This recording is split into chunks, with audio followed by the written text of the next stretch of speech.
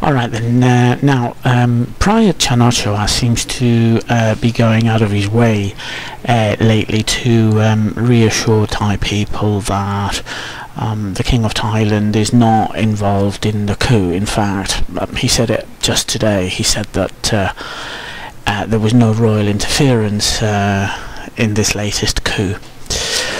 Well, I don't think Prayut Chan-o-cha understands very well how Thai people think, because I think he's missing the point.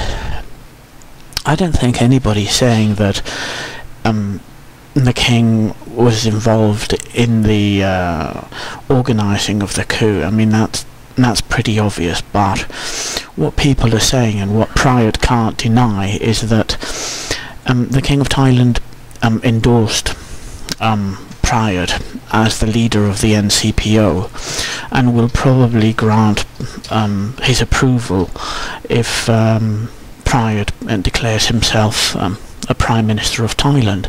That's interference. That's interference in the running of the country. That's meddling, and that's something that the king is responsible for. It's pretty obvious, I think, that the Thai army has realised past mistakes. For example, in the 2006 coup, the soldiers placed yellow ribbons on their gun turrets and everywhere to demonstrate that the coup had the approval of the king. Thai people understood the symbolism behind the yellow ribbons. Now, this time there have been no yellow ribbons, okay? And when the junta presented itself on television to inform Thai people that their rights had been taken away from them by force, you notice that in the background there was no portrait of the king and queen as there was during the last coup. That doesn't mean, of course, the absence of portraits and the absence of yellow ribbons doesn't mean that there hasn't been some royal meddling in all of this. Not at all.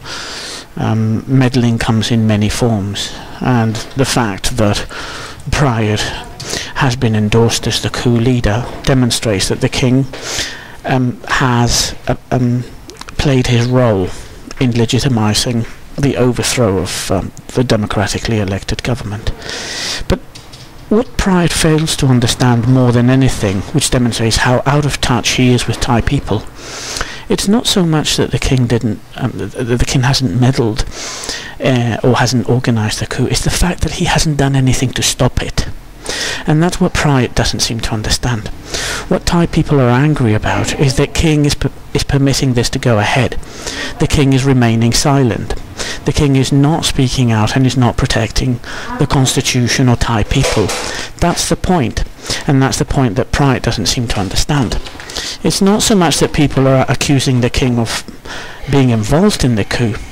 What makes people angry in Thailand is that the king goes along with it. He stays silent. He approves. He appoints people. He gives his royal consent to all of this.